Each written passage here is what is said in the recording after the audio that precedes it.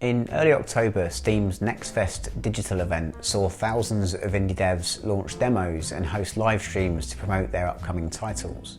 I was lucky enough to be involved in one of the latter, taking part in a little fireside chat with fellow adventure game developers David Younger and Tom Hardwich, all about our experiences making indie point-and-click adventure games. At the time, David had just launched the Kickstarter campaign for his upcoming game, Foolish Mortals, a Kickstarter campaign which, as of releasing this video, only has a couple of days left to go. So, go there, play the demo, and then throw your money at it to make sure that that game becomes a reality. Tom, meanwhile, was only a week or two away from launching his own smart, funny, and deeply British pixel art adventure game, Lucy Dreaming, which you should definitely go and buy right this very minute. I've put links to both of those down below.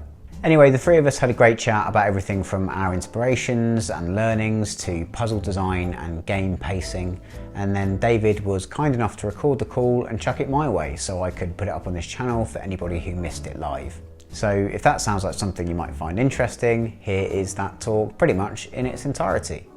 And because I said this was a fireside chat, let's actually make it one. Okay, let's begin. To start off, I'll just say for anyone watching, I'm David Younger. I'm the designer of Foolish Mortals. I am Tom Hardwich, and I am the dev and writer behind Lucy Dreaming. And I'm Adam Bunker, and I am making a game called The Bigger Boss Incident, and I also run a YouTube channel that's kind of a devlog about the making of that game. And Tom's way ahead of me and Adam right now, because Tom's game comes out in 2 weeks. Yeah, I am. I'm doing a final playthrough before I start sending keys out to press and people like that, which I'm hoping to do this afternoon. But I've been doing a final playthrough for about 6 weeks now. So if it's like just trying out, just polish a few more things, and then I'll do another final playthrough, and then I'll polish a few more, and then I'll do another final playthrough. And so this is so far.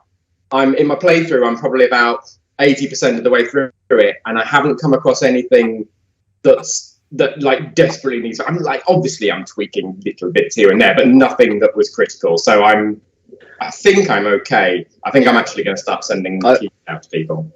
I was going to say to you, how many, when you said final playthrough, I was like, hey, how many final playthroughs have there been? And when you do it, it must be exhausting, right? Because I guess you are literally inspecting everything, clicking on everything. That's what I was going to say, because my demo it's like an hour gameplay for my demo, and that took so much testing to do a full game on top of that. Yeah. I sort of hand it over to testers and things. I don't know, it's probably 2 or 3 months ago, and kind of had a few rounds of kind of testing it at different stages. So tested it before we even put any voiceovers in it, because then we wanted to make sure that all the puzzles were right, all the dialogue was right and made sense, and people kind of got to various stages of the narrative and actually knew what the hell was going on. Yeah. Then we kind of did another load of testing after all the voiceovers had been done and been imported. And then it sort of essentially, as far as I was concerned, it was like, that's it, basically done. And then I've been fiddling with it. I've been at most of the stuff I've done since then. There have been a couple of bugs, couple of things, like really slightly obscure scenarios that people have done one thing before before something else should have been able to be available, and then a bit of dialogue appeared that they shouldn't have been able to see, and a few little sort of things like that were quite rare. But most of the other stuff that I've been doing since then is kind of improving the UI, improving like animations, just going through and testing as much as I can of the dialogue to make sure that the volume's about right, and if there's anything that's sort of the intonation's about it not quite right, or the emphasis is in the wrong bit. Because my wife Emma has done the voiceover, we're actually able to just kind of quickly set up our vocal booth and record another couple of lines if we need to, and stuff. So it's been most, and also there was a lot of stuff to do on the German version as well, because that sort of got translated, and there's sort of another round of testing for that. But yeah, playing it through all the way through, like when you've built it, I'm so bored of it. It's like I don't I don't hate it. It's a brilliant game. Everyone will love it. But like, oh man, like when you get through to the end of one playthrough and you go, right, that's fine. I've got my list of like 20 things that I found, and then you go through and they go, well, like some of them are like slightly technical, so I kind of need to play through the whole thing again and make sure it's.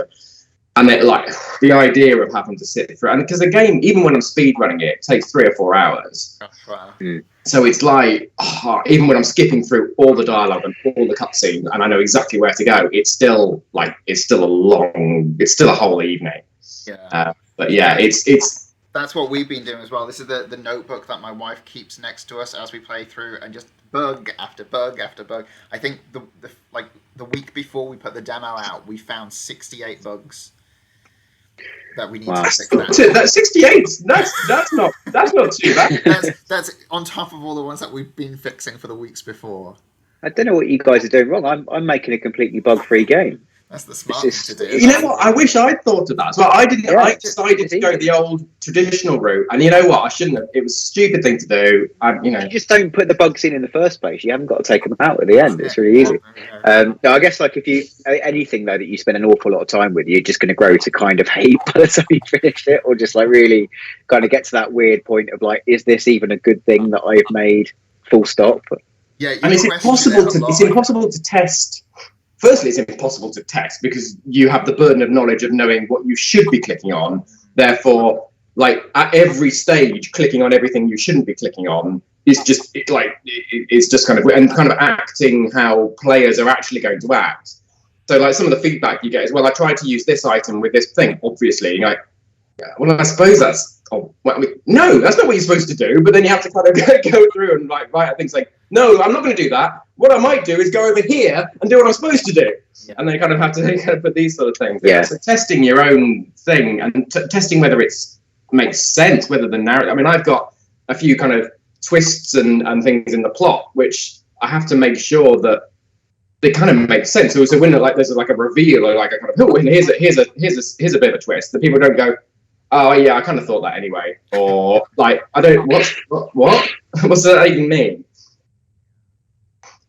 Yeah, that's one of the things that we found in the demo as well. Like we put out an update within 24 hours of its release because it turned out you could talk to a character about how to attain something that you'd already attained.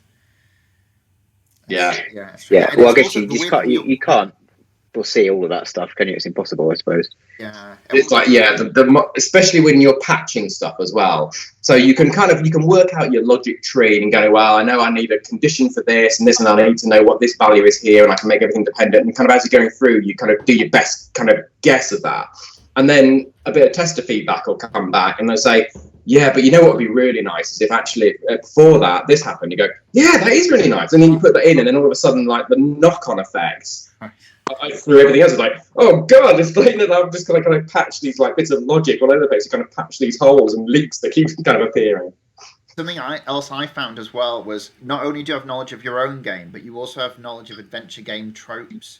So we got the demo tested by some people who hadn't played adventure games, and they were doing something which does perfectly make sense. It's just not how adventure games work. Like when they wanted to use a pair of scissors that was in their inventory, they would try to drag it to Murphy to equip him with the scissors. Okay. That's something that made us realize that we have like a kind of disguised tutorial at the beginning of the game, which gets the player to do all the basic actions. But we're going to make that an explicit tutorial, an optional one, but for people who haven't done these games before. Yeah, well, I guess it's an interesting. Sorry, it's an interesting like one of how much you have to worry. I guess the answer is cater for absolutely everyone, I suppose. But it's a kind of it's a niche genre in itself, and so is that kind of going to already limit people to people who kind of know about this genre to a point. But I remember like playing. Have you played It Takes Two? No. It's not a point and click game. It's the kind of split screen. Kind of co-op platformy game that came out kind of last year. It's really good. I was playing that with my wife, and she is like absolutely not a gamer at all. And the thing that really struck me about that was there's so many things that you've like internalized as a gamer that someone who hasn't just does not know. So like in that game, you get into boss fights, and I'm like, right, well, he's going to hit us like 3 times, then there'll be an opening, and then you kind of there's a vulnerability. You do that. We've got to do that. And she's like, "How do you know?" And it's like, "Well, no, that's just like all yeah." And she's like, "Oh, okay, right." It's just So to that point, I guess it's a weird thing to try and cater for people who might pick up this game if literally it's their first one ever. What was one of the best things that I did, and I'd recommend for you guys to do this, I'm sure you probably will, is go to this has happened kind of after COVID, but go to actual gaming conventions and get a little indie stand and play your game even if it's not an adventure game convention. So I ended up like I went to Insomnia and I went to WASD, and there's such a range of people there. And like your people come and they'll sit down and they go, "Oh, right, I can have a look at this." And you're like, "Oh, yeah, cool." And then you sort of automatically assume, well, you know what a point and click game is then, because you've seen that there's a point and click, and then you've come and sat down and they go, "No." You're like, "Okay." And then they'll sit down and they'll immediately put their hands on WASD. And it's like, because that's the sort of, and hands on the mouse. It's like, you're not going to need that hand. You're just going to need the mouse, And so, and especially with young children as well. So I had people children with their parents who are kind of age 9, 10, 11 years old, who have never, especially girls as well, especially because I've got a sort of female protagonist, young girl, and I think they were kind of drawn to that when their brothers were like going off and doing the Minecraft and stuff. They were going to come and go, "Hey, what's this about?" It's like a girl with a teddy bear, and they come and sit there, and then I have to sort of explain to them exactly, and the amount of times I have to explain, like, these are your commands. You do this, and it's quite point and click is quite a logical interface anyway. It's quite intuitive. It's here's a thing, click on it, use it with another thing, click on over here, or you've got right click menus. They're very sort of simple controls, and nothing's kind of done against the clock particularly, and there's no kind of peril, so you've got sort of time to kind of learn that. But kind of talking through that with people they've never played a point and click game in their life. And so, like, to be the first point and click game that they've ever played is like, I mean, if as long as they don't hate it, that's a really cool thing. Yeah, but it's a great way of like watching people streaming the game as well, watching people actually playing it and just seeing what they do and where they put their hands and where they try and what they get wrong is just the best way of kind of honing your UI and kind of going, people who've never looked at this before, they're immediately going over this way, or they're hovering over here, or they're trying to do this, and there's no point in just standing there and going, well, that's just you're not supposed to do that. That's actually the reason why I've done it like this is because of this. It's like, actually, you've got to accommodate that, or be prepared to, like David said, kind of do a bit of onboarding in there where you're educating people and sort of gently saying, here's the sort of first steps on how to do it. Yeah, I think in my the first room in my game is kind of like a very simple pick up a few things, combine them, give them to the person. But I do think it's going to also need like just a kind of splash up, like splash screen of like, this is how you literally drag stuff onto other things, and this can be done. Because have you seen Broken Swords 5's tutorial, where they use the gallery background from the game, but the line work version of it, and it's quite a nice way of doing it. I considered doing it that way myself, but I can't get the additional assets. The budget just doesn't allow for additional stuff. No, I can't remember. I played Broken Swords 5, but I can't remember. I guess maybe I skipped the tutorial. Is what happened. That's one of the things I added. Like one of the things I've been sort of fettling with since the sort of test is I didn't have any of that. I also know from a game jam game I've done before and with the demo is that if you've got a thing in the menu that says kind of controls or how to play this game, no one ever clicks on it. You know what I mean? They just go new game. That I'll learn it as I go along. So having sort of an optional onboarding process. So I've now got a thing. So as soon as you get there, it's just a little bit of an intro, and then it kind of a bit like Thimbleweed Park did. It sort of goes a bit dark, and there's a little arrow points towards the first verb that you can use, and you can just click and just close it down, and then it'll stop the sequence. Then it's click, and then it has a little arrow that kind of goes no verbs, and you pick up that. Oh right, and hopefully that's enough to get people. It doesn't go through every nuance of like, well, actually, here's how you talk to a person and select dialogue, and here's how you combine items together. And they're like, there's only so much like I can sort of do without it kind of just giving away loads of stuff right at the beginning. Like the whole puzzle. So I think people can intuit that from the rest, right? I feel it might come back to bite me, not going into especially because we're kind of releasing on Android and iOS as well. So as a marketplace, that's huge in terms of the amount of people who never played a point and click game before. And it really, mobile's great for point and click game because you're always pointing and clicking the whole time, and the kind of the touch screen interface just lends itself to it really nicely. But it does open up, and we've seen this in the kind of reviews we've had of like a Game Jam game that we posted, that people just like, I don't get it.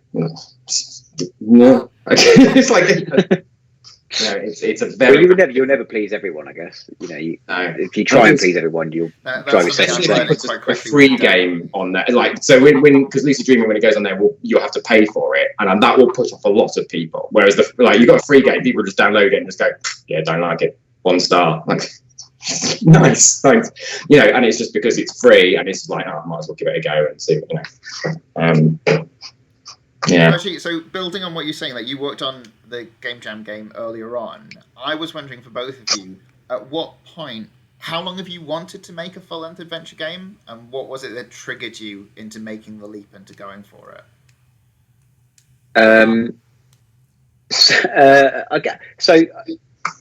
I guess I've always wanted to make a game, and I don't know if this is true for you guys, but and it might sound like a really reductive statement, but whilst I've always loved point and click games, sure, but it's not fair to say that that's like the only kind of genre I've always loved, and I think I would love to make loads of different kinds of games.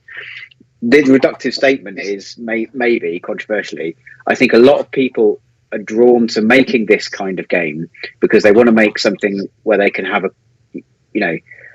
a cool story and inject some of their personality into it, and it feels like a kind of lower barrier to entry than other types of games as a starting point. Is that a fair thing to say? Yeah, it's a bit like everybody thinks they've got a really good children's book in them, and like you know what I mean? Like if you go onto like self-publishing book things, and you say like, these are all the self-published books that people have made, and you go and like how many are in each kind of section, and like crime's got a fair sort of amount in there, and there's loads of it, and then like children's books is like hundreds of orders of magnitude more like entries in it than there is anything else, because everyone's like, it's kind of easy, and everyone's got a story in them, and everyone, I've got a story, I've got a narrative, I've got a cool idea for a character, and yeah, it's like you said, you feel like it's kind of a linear and narrative thing you can follow. You don't have to worry about too much like heavy programming in terms of physics and those sort of things. And 2D as well.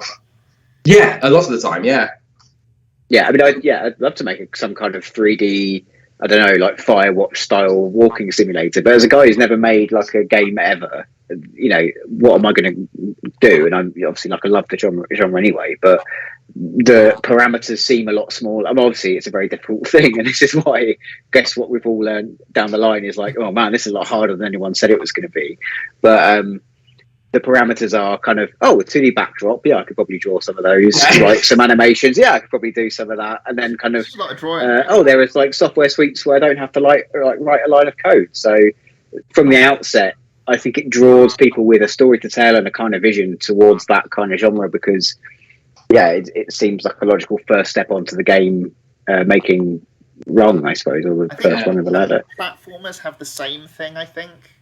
There's a lot of 2D platformers, I guess. Is like oodles of indie ones of those, I suppose. But then I think, I guess the same with point and clicks. I mean, the cream rises to the top, doesn't it? In both things, for every Celeste in the 2D platformer world, there's like 800,000 kind of poor copies of it, I suppose.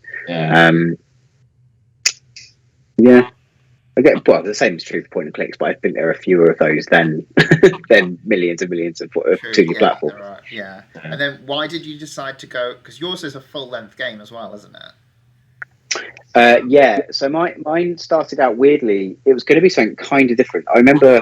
So to Tom's point about iOS being a good platform for point and click adventures, I agree with that totally. I mean, the iPad I think is like an amazing machine for these games, but my idea kind of started because I used to commute into London every day on the tube, and often that would be standing with one hand holding a pole and my phone in the other hand, and I was like, there are no good like portrait oriented games for the phone in that kind of style. admit mine is still not going to be one of those. But the original idea was, what if you just go up this building and each floor is like stacked on top of itself, and each one is a little kind of, so you could make it like that. Then it kind of grew into something else, and then when I finally started making it, I was like, well, if I make a kind of portrait oriented game, then I can't even put it on, you know, on PC really or anything else. And so it kind of just gently transitioned into what I've got now. And yeah, the core of the game itself was very much about having a kind of mini breakdown at work, because it's kind of a whole like satire about how pointless a lot of like corporate work is. It's about what you know. Yeah, and I kind of outlined the whole idea of it basically in one afternoon when I was kind of having a bad day at work. Yeah, there you go. Right. And then you my did kind the smart thing, didn't you? Because you'd made a small game first. Because that was all the advice I read online, was that you're going to do a video game design, start with a small game first. And I did follow that advice. Mine did start out as a small game, but it grew. I didn't. I started Lucy first, and then got a few kind of months into that and was kind of messing about with it. And then the game jam came up, and I went, "Oh, I'll do that." And then obviously because that's like such a crunch time period, that got finished and released in like 12 days. And then it was like back to Lucy. So I'd never even really, I'd not considered doing a game jam before, and it just kind of came along. And I was like, well, what I've already learned from the game engine I'm using, I can probably cobble something together. Whereas before, if I come across this as there's like a game jam brief, I wouldn't even know where to start. So because I'd already got a bit of a framework, like I go, well, I can kind of copy and paste what I've done with this and just sort of swap some of the graphics out and then write some new puzzles. And yeah, but yeah, no, but then I'd done, my background's a bit weird. So my first adventure game that I ever made, I was 8, and it was a text adventure game, and we programmed it. We had a Sinclair PC 200, which is had half a megabyte of RAM and no hard disk and things like that. And we had a basic thing on it called GW Basic. And I remember sitting with my dad one day and getting the basic manual out and going, right, okay, how do you write this little program? And it had two scenes, and then one object, like a key you could pick up. And then you went in the other room, and then you just ended. And it was there was literally, and I kind of got. I mean, I was 8, so I kind of at that point I was like, yeah, I've had enough of this. And then it wasn't until kind of maybe 10, 12 years later, I got a copy of Macromedia Flash, then became Adobe Flash later, from my brother before I went to uni. And when I started learning how to do ActionScript and that, I thought actually the first thing I want to try and do is do a point and click game. So I started programming that, and then very, very quickly hit a wall of my knowledge in terms of code. And it wasn't an engine involved for that sort of thing. You have to code it all properly. So then I've then worked in advertising. So I've done and doing online advertising like banners. So a lot of that, because they were in Flash, a lot of them were interactive. So they had little bits of so I've done little platform games in there, little puzzle games, interactive stuff like that. So I've done little sort of puzzly things and web-based stuff. And then myself and my wife run a kind of a digital creative agency now, and we have done for the last 12 years. And back sort of just before pre-COVID in 2019, one of our clients came to us and said, "Oh, we'd like to do a little online game." And I went, "Oh, it would be really cool. You could do a point and click adventure game." And they're like, "Oh yeah, okay then." And they kind of, brilliant. So we got kind of that. So I programmed it. I had no idea that indie dev was a thing. I didn't know there were independent game developers out there. I didn't know there was a whole community. That's completely off my radar. I've lived in a different world. I had no idea game engines. I didn't know what a game engine was. So I just kind of went ahead and I'm just going to program it like a little web app, all in JavaScript with HTML elements and CSS, and just kind of punch it all together and make my own little point and click game. So kind of programmed the whole kind of dialogue system, all the kind of basically very similar. So the game engine that myself and David are using is called Visionaire, and the reason I'm using Visionaire is because when I loaded it up and saw how it was put together with values and conditions and the logic and the dialogue, it was obviously considerably better, but it was a very similar framework. Everything was where I expected it to, was where I programmed it in this kind of HTML engine. So I then kind of made this little game for them, which was probably an hour long, 45 minutes long, something like that. And then when COVID hit, I was a bit bored and had a bit of time in my hands, so repurposed that HTML engine to make another game, which was sort of similar length, 45 minutes an hour.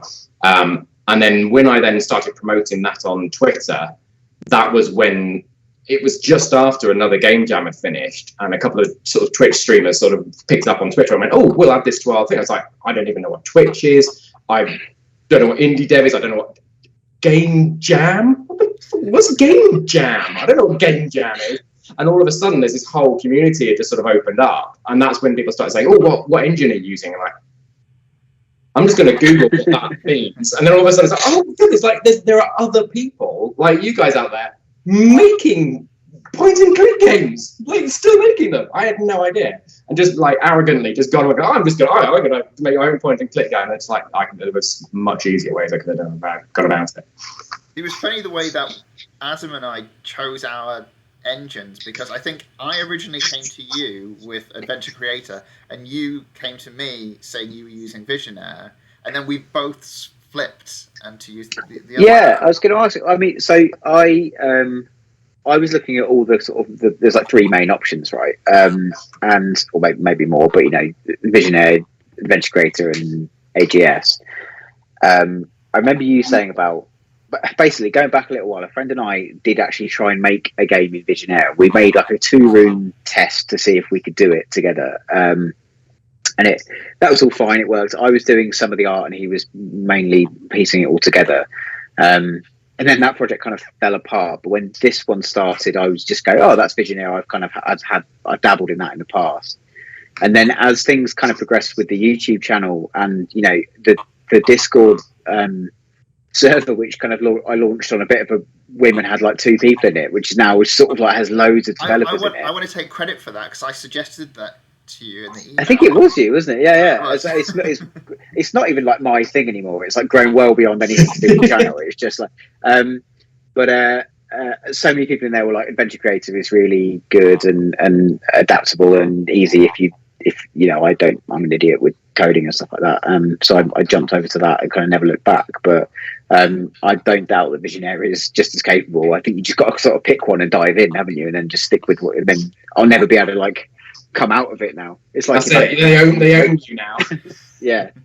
Yeah, the way we did it, my wife is doing all of the programming, but we actually mocked up the first part of the game completely in both Unity and Visionaire. Wow. Okay. Just with like terribly sketched out background, so no proper assets at all, and just decided which one that we preferred the most. We did Unity first, and then we tried Visionaire. And kind of going into Visionaire, we thought that was better, mainly because of the Lua scripting, because there's a few things in the game that we need to do that are a bit non-adventure game standard, and it was much more. It was just intuitive for us.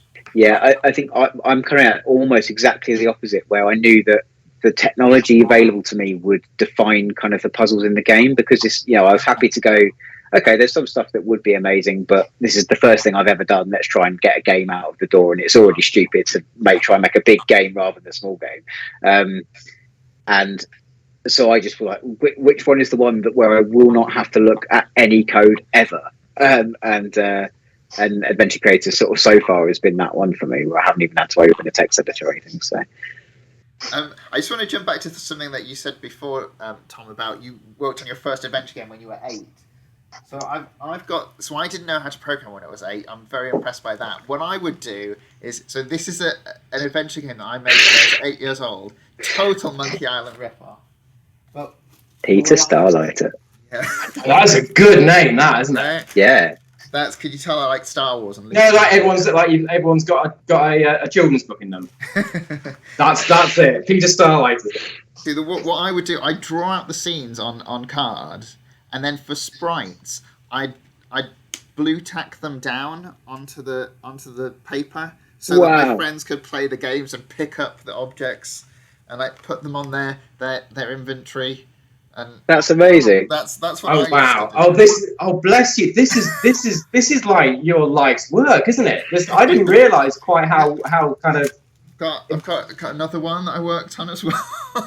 You need to, I'm just you amazed need I to still have them. digitize these. You need to Scan them. realise these games. Scan all these assets in, and then just make a game out of them. Like, Yeah. don't do that in a game jam. Yeah, Yeah, but you have like right, a ball blue tag over here, and you have to with your mouse, you have to pick a bit off and then stick it onto the back of it. Yeah, like You should do like that Paper in a game Mario, jam. but Do that in a game jam and upload it as David Young at age 8 1/4 or something, and then win the game jam. Yeah. I think. No. I think for me, I think there probably are a couple of genres of computer game that I would like to do, but for me, I have always wanted to make an adventure game. It's one of those things where I had to do it at some point in my life, otherwise I would not be happy with myself. And because in my mind, if I was I would love to do another one after this, but if this is the only adventure game that I do, I wanted to make sure I was doing like the proper game that I wanted to do, and that's why I went for full length. Yeah, because you used to be like a theme park designer, right? Is that Yeah, I used to do theme park design. And so there's a lot of crossover, I guess, in designing, especially if you look at I think you've spoken before about Monkey Island taking cues from like the Pirates of the Caribbean ride or whatever. I guess there's a lot of crossover in terms of like making little worlds that feel lived in. That's it, isn't it? It's all about stepping into a fictional world and then being able to communicate story through your exploration of that world. The joke that I keep saying is that video game and computer theme park design and video game design are exactly the same, except I don't have to worry about queue lines and restrooms in video game design. Yeah, fair enough. Yeah. I think I've seen a lot of that advice where it's like, for your first game, don't make a full length game, make something really small and get it out and see what people think. And there's a lot of arrogance in kind of doing the complete opposite of that and just thinking, well, you never know. Maybe like the thing I make will be the thing that you can completely buck that trend. My strategy is commit so much time and money into it that you can't backtrack. You're committed. You have to go forward with it. Yeah. Some cost fallacy is a hell of a drug. Yeah, that'll be it. So is Tom there? I'm back now. Can you hear me now? I can hear you. I can. Oh, there Yeah, we go. sorry. Yeah, no, just I don't know. Skype. So I was wondering then, in terms of that, how has your scope changed with your game as you've designed it? Have you added much? Have you pulled stuff back? And how do you kind of balance that with your budget, both kind of time and money? I'll let Tom answer that first, I think. What I think about the question. Right. Emma's not here, so I can talk freely. Okay, I had a very vague idea of what I was doing, and then I've sort of made it all up as I've gone along. So the whole, as far as I'm concerned, apart from a basic kind of milestones of narrative and a few ideas of, hey, that would be cool, I might include something like that along the way, it's all been scope creep from the start. Like the whole thing is like, oh, I wonder how, and then it's kind of then honing it and kind of time it. It is not a method I would ever advocate doing, and it has caused considerable amounts of stress along the way. But it has also allowed me to just go, I don't know, just say yes to everything that kind of comes up. But that'd be cool. I've not been hemmed in by anything, and I've there are ideas and there are things in the game that would never ever have appeared if I sat down with a piece of paper and tried to plan it out with a graph or with like a flow chart or something like that. It's the sort of stuff that kind of, as I'm going along, go, oh yeah, but then hang on a minute, that's a much better way of doing it. I can link that back into here and I can do that, and kind of doing it as I've been learning the engine and as I've been learning how to do this from scratch and how to write a story and how to make a game, how to design puzzles, everything. It's all been just kind of as I've gone along. And I started off originally, I had like a sort of written devlog that I was writing. And then when I got to the point after the Kickstarter and I was sort of head first into it, I kind of neglected that and not really kind of put it. And also I was getting slightly I got to the point where I was almost getting slightly embarrassed by the fact that I didn't want every blog post to just be me going, "Oh, here I'm making it up as I go along," because it almost like sounded like I was showing off. You know what I mean? Like I was a bit like arrogant, like, "Oh, I don't even have to plan this." And so like, if it's not cool, it's not clever. I'm just really bad at planning stuff. But I also know that if I do another one, hopefully, I know how I would need to plan it, because I've seen one through almost now to completion. I know what I should have done and what I need to avoid next time. Because there are some bits, I mean, if I'd left in everything that I've ever made in this game, it would be enormous. So there's so much stuff that I've made. I've got to the end of one whole sort of section and gone, yeah, no, that's shit. I'm just going to take the whole lot out. And, and go back and do it and go, actually, I'm going to redo that and do it a different way. And I think so. That's in terms of like how's the scope changed. It's all for me. It's always been in a state of flux. The whole thing. Yeah. See, I think I was almost the entire opposite, because see, you guys have the patience to actually do art, and I just cannot sit down and do that. So because I knew I was going to have to get the assets from artists, I had to meticulously plan out everything that went into the game. So before we got anything, I did 6 months just of going through the story, rewriting the story, Excel spreadsheet after spreadsheet after spreadsheet of every single asset that was going to be needed, and we've more or less stuck to that. I did realize I kind of planned out the full game, costed it all out, and realized I couldn't afford what I was going to do. So I pulled out some of those things. Like in the demo, in part 1 of the game, you have to find 5 objects, and originally that was 7. And those additional 2 objects would have had a few new backgrounds and things. And I realized, okay, I don't have to have it that way. I could pull those out and still have a playable game. But then once that was locked in, because I had to budget for everything from the start, it didn't really change that much.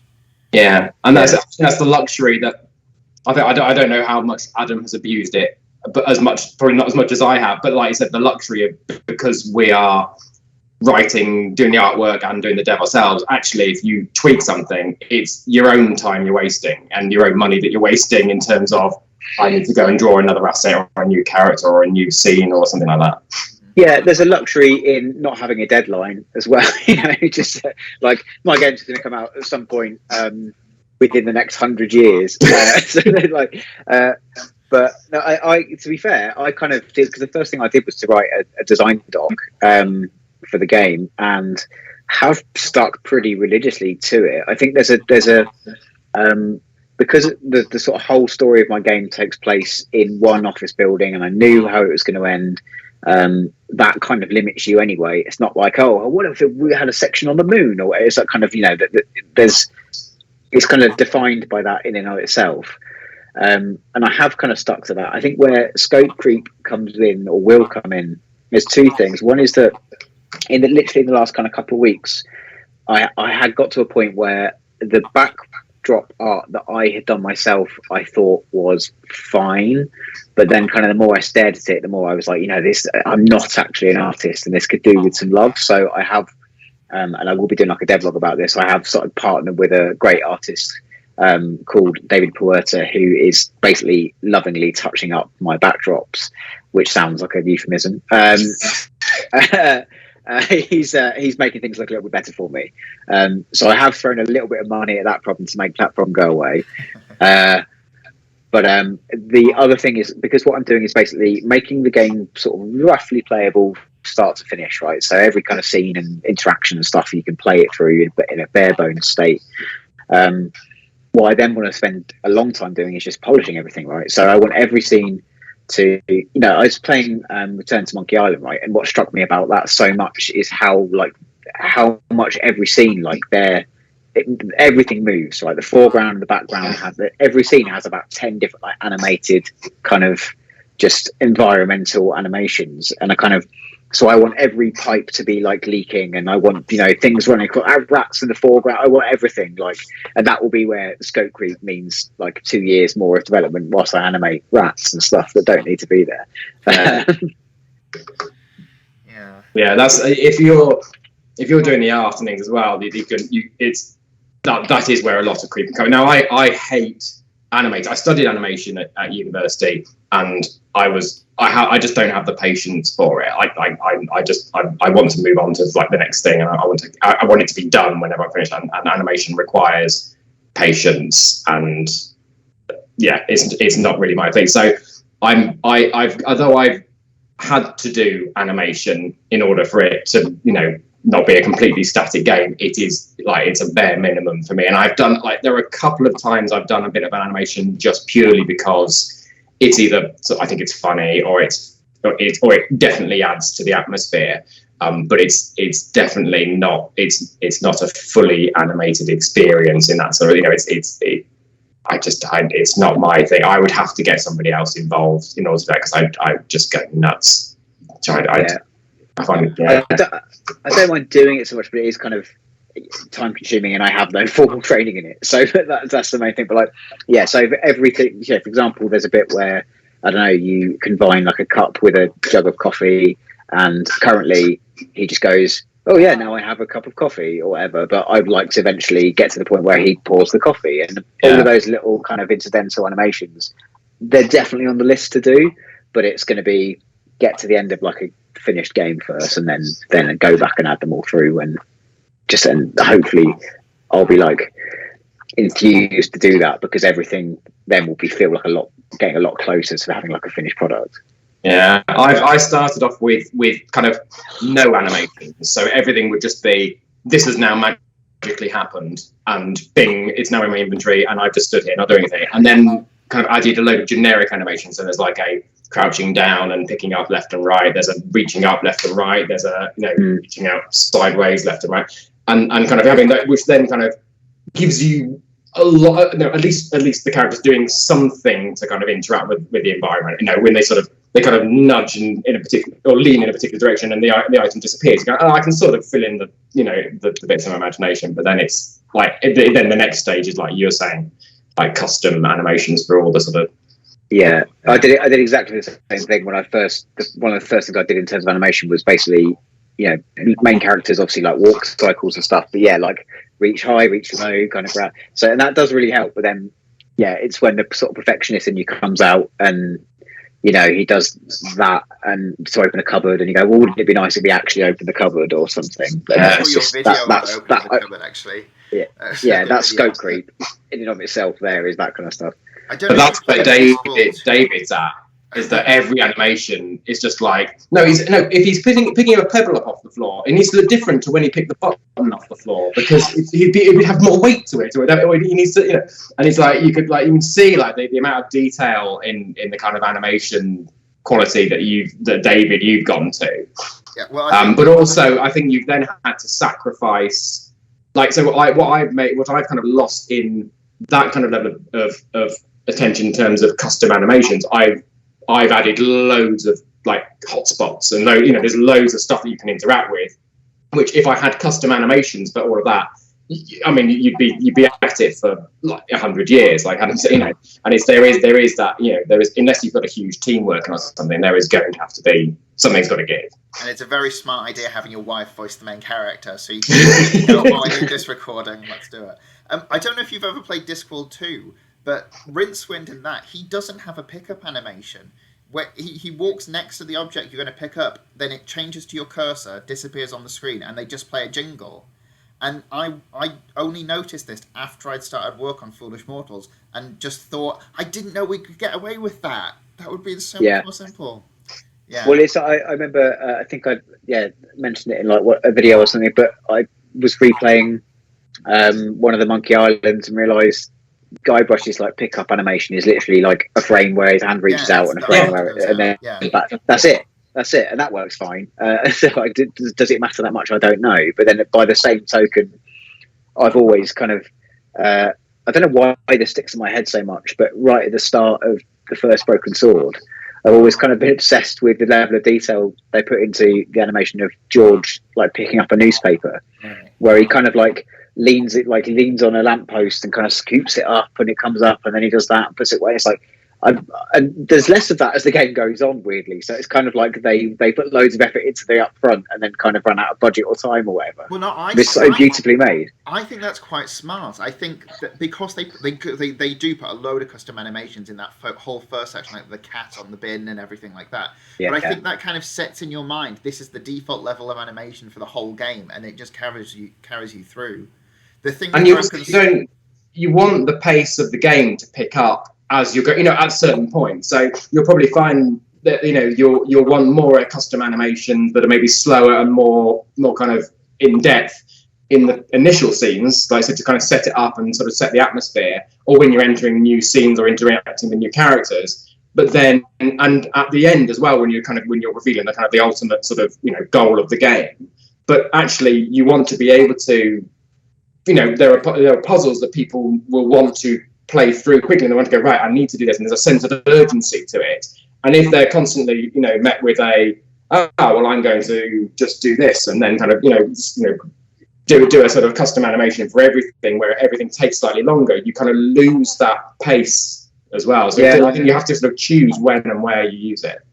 I do think there's something to be said, like speed is a bit of a quality of life improvement that's happened over the years. And I guess these kind of games in the 90s, they'd have like a 90-hour like length of play because you didn't know how to progress and you just didn't have the internet, and you'd play it over the course of like a year or something. And what strikes me now when I play them is how I do get kind of impatient. I guess that's maybe just the way games are in general now. But like I, for example, will always prefer a game to have voice acting, but half of it I skip. Do you know what I mean? Like I like the choice to kind of to listen to it, or sometimes if I've read it before the line has been said, then I can skip it. And that kind of being able to do both is it's just kind of a personal preference. But I think all of that comes down to to your point on like being able to go a bit quicker than maybe things used to be is a quality of life enhancement or something. Yeah, I learned this very quickly when the demo was released, and the number one criticism that I got was Murphy moves like a slug. And now he moves like Benny Hill. Right. Yeah. So there's no middle ground. Immediately speed up. Honestly, I know because I know I gave you that bit of feedback because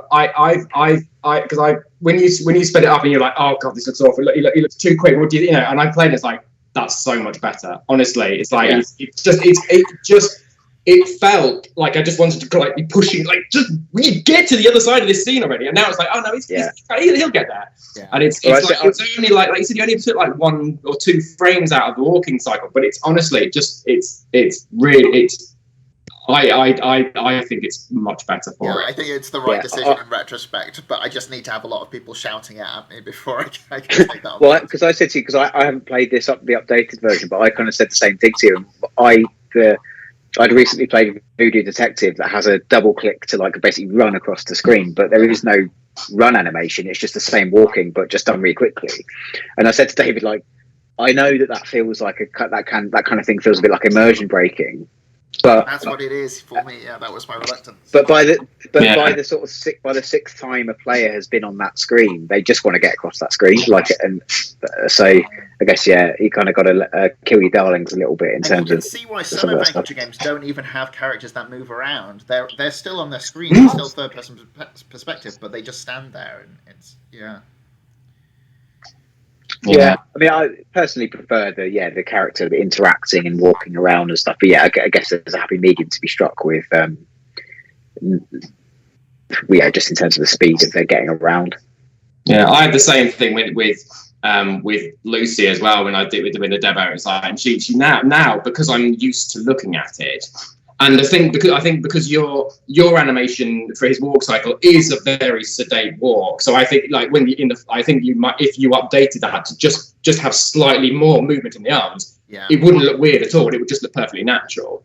But because it's my animation, so Lucy's like this anyway. So it doesn't matter how fast I do it. But when I first kind of sped it up, I was like, what is this? She's like running all over. And now I'm just used to it. So that's just how she walks. And I bet if I went back and looked at the original one where she was walking much slower, I'd be like, what is she doing? Like but it was exactly the same feedback. It was like, and I wanted to go faster, and I've had people since who played the sped up version going, one of the first things they'll do is they'll walk around. They go, "Oh, I like the fact that she walks quickly," and that's like they'll actually actively say that because I think they've played other games where there's, they just, I think just like Adam said, like people don't have that sense of time. They're just like they want to be there already. I want to sort of skip to Monkey Island as well. I played that as soon as it came out, and Guybrush zooms around the screen on that.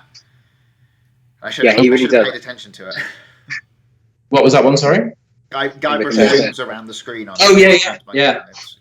Well, there's even like a run up. There's like a hold down because I played that on the Switch, which is an interesting experience because it's literally like joystick controls, right? And there's like a hold to run button on that, and he's like even quicker then. I played it on with the gamepad. You just hold down right sort of the shoulder button.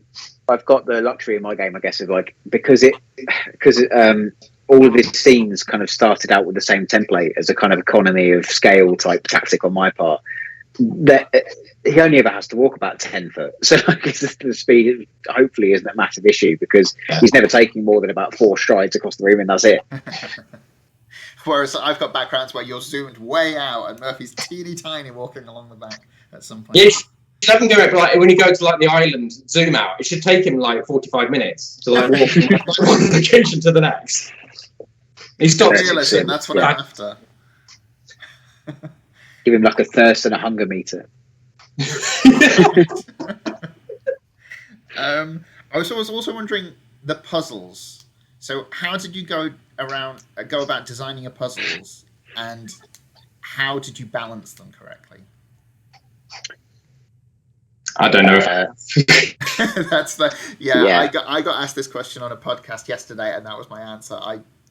I found the ones I was most nervous about when they went into testing were the ones that people liked the most, and I think it's because they were ones that were slightly more complex and slightly more unusual. I've not played a lot of adventure games since the 90s, so a lot of the time when people play my games, they go, "Oh, I like this item or I like this thing because this is a reference to this and this is a reference to that and this is a puzzle like that." And as soon as it kind of fills me with dread, as soon as someone says, "Oh, this reminds me of the puzzle," and I think, shit, people are going to think that I've just lifted the, So there are a couple of things that are inspired slightly by the same mechanics that you get in, like you've seen in Monkey Island and things like that, like you're writing your puzzle theory sort of book. There are sort of some good tropes, some good sort of set puzzles that are, dialogue-based ones and map-based ones and item combination-based ones and that sort of thing. That people will look at and go, that's sort of similar as a mechanism to that, but the context is very different.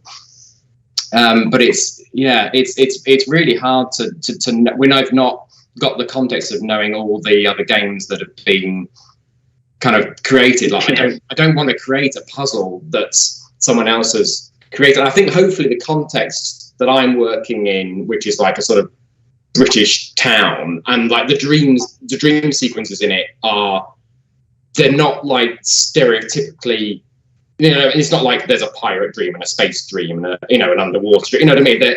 There are slightly odd things in there, so it gives me, because the context is more odd and less sort of tropish, there's going to be less sort of parallels made and kind of comparisons drawn, I think, so even if the puzzle mechanisms are similar. Yeah, I think I started with the sort of classic what's the end point, work backwards. Obviously it's door and key, right? But then you just exchange door and key for something else and put some steps in the middle. Which is interesting, by the way. Return to Monkey Island is a very key and door heavy game. I was at the end of that going, I've got like 8 keys in my inventory. Is this like lazy writing or what? I mean, I love that game, but like it just struck me as interesting because obviously the classic theory is like, imagine a door and a key and then just replace them with other objects. But I, for the one part, again, sort of within like sort of wacky circumstances, limited by the setting of the game slightly. In terms of balancing them, no idea currently, because no one's played it apart from like my wife. But like, you just have to intuit it. Well, I guess I'm a firm believer, and I might this might be a road to ruin with like a game that with a million negative reviews. But I'm a firm believer that in this kind of game, you can adjust the difficulty of puzzles with NPC dialogue. Right? You can, if something is really hard, you can throw a clue in, and I guess once people have played my game, I'll be like, I won't redesign the whole puzzle. You can just kind of like give them a bit more of a pointer in the right direction, and then that's kind of thing. I do think that in the 90s, you know, with games that did have more of that kind of like moon logic puzzle design, I think it was kind of on purpose because, again, without the internet and without this or that, you could get a lot of bang for your buck by just being really stuck for ages. Personally, I would rather have a slightly easy game than something that's crazy difficult. Because if it's slightly easier, you work it out yourself. If it's really difficult, you open the internet and someone else works it out for you. And that's because the gap between being stuck and opening the internet is like nothing. I feel like it's better to err on the side of easiness. At least then, you know, you have a nice time with it and you get through by yourself rather than just being stuck for the sake of being stuck. Yeah. Do you guys agree, or is that like a? Oh, I definitely agree. We've put a hint system in our game precisely because we don't want people going onto the internet and then scrolling down and reading like the solution to a later puzzle while they're searching through the text block to find what they're trying to do. And it's also that thing of I've noticed with adventure games I've played recently, if you do get stuck and just think, oh, I'll come back to this another time and try, you don't come back to it. It's kind of, I think people need to be able to complete their adventure games in a few days rather than over months, like I used to do back in the 90s. What's the logic of what's happening behind the scenes with your hint system? Well, we've built it into the to-do list as well, which seems to be a requirement for adventure games now as well. Where the to-do list will tick things off as you go through it. But other than that, it's just opening additional paragraph by paragraph descriptions of what Murphy's doing. It's all done like his old diary. And the to-do list is going to split off things. So if you realise in order to get this item, you need to do this, this, and this, that'll split off until it eventually becomes a linear. So like Monkey Island did in the sort of nesting the kind of bullet points within bullet points almost. Yes, yeah, that's it. Yeah. Yeah. Does Lucy Dreaming have a hint system in? It's got the hotspot finder thing as well, and then she's got a to-do list which gets crossed off as she gets through, and that's one of the other things I've been adding is little animation, like a bit like in Monkey Island. So when something's added, a little sort of picture of her diary appears and then fades out, and if something is ticked off, the same thing kind of ticks off and just gives a little bit of feedback that if something was added to your diary while you were talking to someone, there's a little bit of a visual clue. She doesn't have to keep saying, I'm going to write that in my diary. You know, so it's sort of, you know, there's just kind of, you can just see that there's sort of things getting added and crossed off as you go along. Because your demo like, opens with her literally saying, doesn't it, like, I've got this to-do list almost, and then like flashed it to the player, so kind of immediately gives you a sense of agency, which I quite like. Yeah, that's the thing in adventure games, when you don't know what you're supposed to do next, is that just completely throws you. Well, yeah, and I use it even when I'm testing as well. So if I'm testing, I'm going through, and then I stop and I go and have some lunch, and I come back and I go, and I'm always checking the to-do list, like, where did I get to? Oh, right, yeah, I've got to go and do that. And also checking that if I am doing that, and I'm coming back to it every point, and I'm going, I don't even know what I'm doing now, then that's a sign that I needed to have put something. There are only like a couple of points in the game where you don't have anything in your to-do list, like anything that hasn't been crossed off yet. And she's also got another, so because there's a real world to-do, so the to-do list doesn't exist in the dream world, it only exists in the real world, and that's her kind of her actual diary.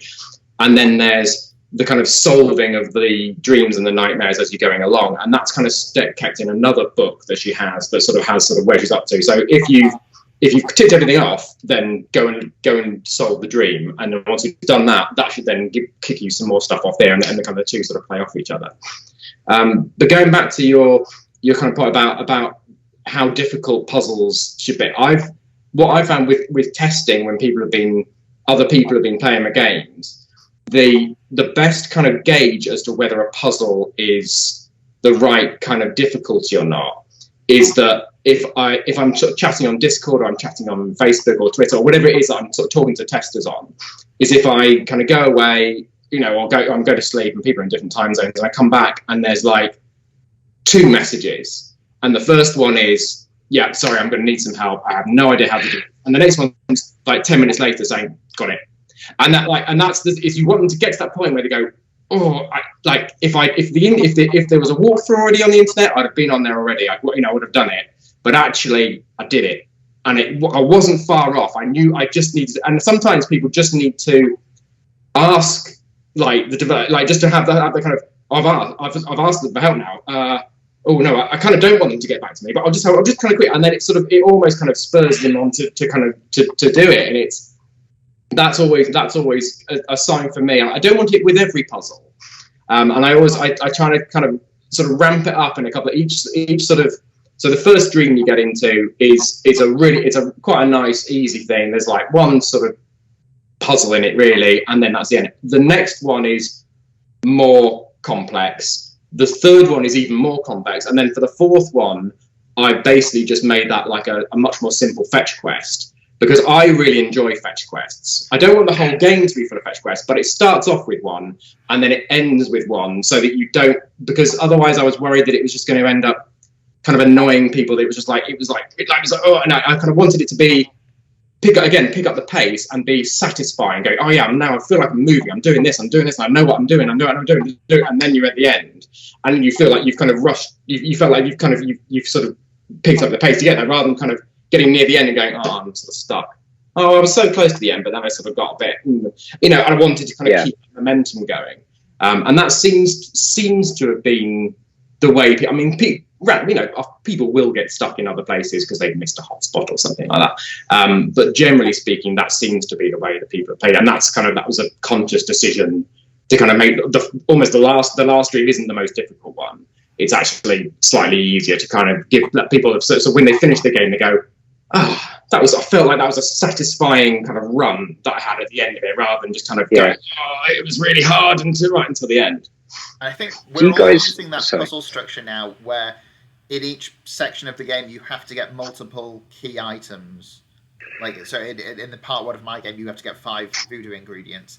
I think in the Bigger Boss Incident, you have the 4 post-it notes. There's four post-it notes, that are completely not a rip-off of 4 treasure map pieces. I was going to say, because that structure, right, where you start simple, then it kind of things go a bit more, do a series of things in whatever order you like kind of structure, and then, Tom, as you say, like sort of streamlines again.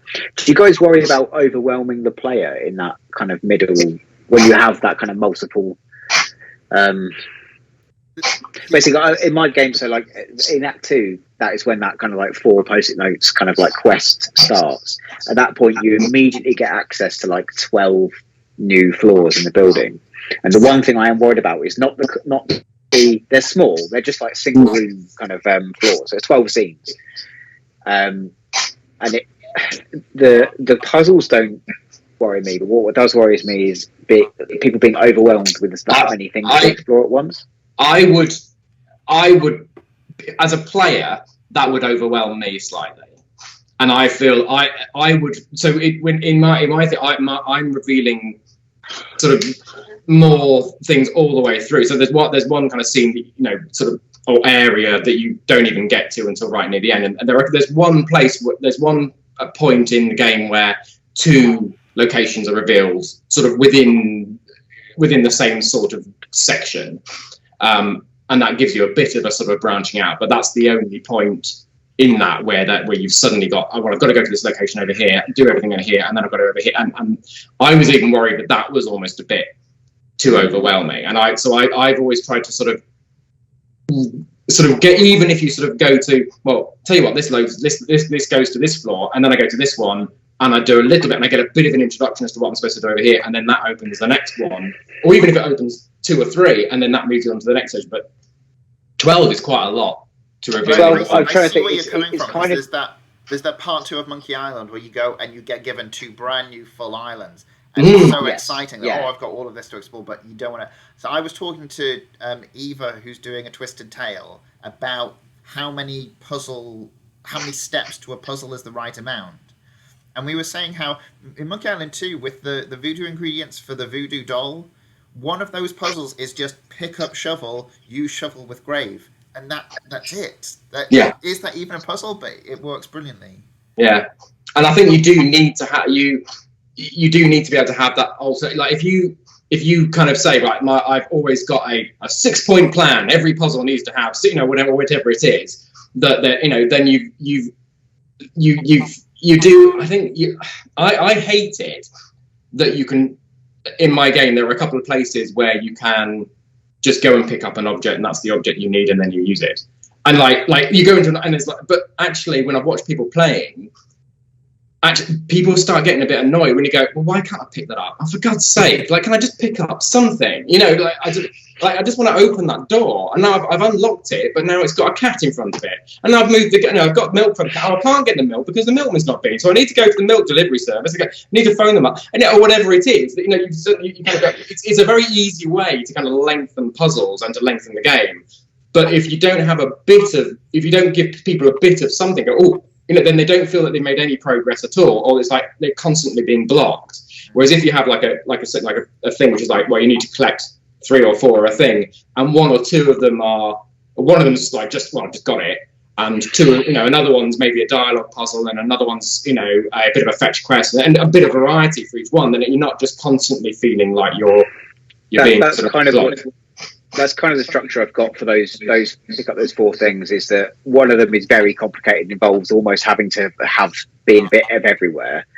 One of them is super easy, and then one is a dialogue puzzle. It's kind of like there is variation there, and in fact, the 12 rooms is kind of only like 6 buttons on the elevator, but it is the one thing that worries me the most. That seems, yeah. Like I said, if you suddenly kind of went like you've got 1 floor, and then all of a sudden you've got 12 floors, there would be a certain amount of just like. Because of the size of the rooms, I'm less concerned. It is the closest analogy I can make is as you say, when you get to Monkey Island 2, you've got like a bunch of islands, and each island has like 2 shops and another thing and a thing around that. So, but even that, so I do feel a bit overwhelmed with that much suddenly. Yeah. And so this is the part of my game that worries me the most. But I'm going to kind of push on with the design of it as it is, and then if testers go, well, this is too much at once, then I can artificially kind of go, I'm not going to go to that floor until I've been here. Or whatever. Yeah, it's quite easy to it's very easy to add steps in to make something more difficult. You know what I mean? If you've got, or to gate one particular bit and just go, well, you know what, I've just that button's broken. And it doesn't, and the elevator guy doesn't come and fix it until I've done this, until the time has passed where I've done this bit. Or what I mean? It's very easy to kind of block something and then just make it so that you have to kind of unlock another bit first. And I found that that's made it a lot easier to troubleshoot and test as well. Because if you open up 12 new scenes and you've got so much dependency in terms of dialogue, in terms of puzzles, and how many of them depend on each other, if they're all kind of separate little sort of fetch quests and things like that don't really intertwine, then that's kind of fine. You will achieve them all at some point, and then it's not until you've got all of them at the end that you can kind of progress. But if you've got bits where, well, this person will talk to me about this, but they're not going to mention this, or I can't ask them about this until I've done this, and then for me, my head just explodes at that sort of that's kind of level. And testing it is hard because what order things should be done in, and like I've had bits in where people have tested, go, well, I went through and I did this whole bit, and then I got back and I couldn't do this. I'm like, you just went like the really hard route of doing all this stuff, and you didn't even realise there's a really easy bit over here to do. I assumed people would do this bit first because when I did it, that was the easy bit, and that's sort of where you're given these 2 bits. Well, you go and do that one, and you'll solve that one first. So by the time you get to here, you already know this. Yeah. And actually, no, people are getting all the way in, and they're going on one complete sort of journey over here, hitting a wall, and then suddenly somebody starts talking about the fact that they've solved this thing over here, and they go, I've not even done that. And that was kind of. There was a lot of sort of plugging kind of leaks where there was just so much kind of stuff dependent on other puzzles. The change with the demo was that people would solve one of the puzzles that involves a character before they'd even talk to that character, and we'd kind of thought that might happen and wrote some alternate dialogue for if that did happen. But then you could still go up to them and they'd introduce themselves and say, I'm not going to do this for you because of this reason, that the player had already done and they'd already completed the whole thing. So it was tricky. I realised we've gone over the hour now, so we should probably stop there, even though it was really awesome talking to you both. That was cool. I think, we should do this again. I think that would be a good idea. I think there's a lot more still to talk. I wrote out that list of questions. I think we've gone through 2, so... Okay. Well, it's a rich vein, isn't it? It is. Right, should we go through this properly, and this time you're going to record it, yeah?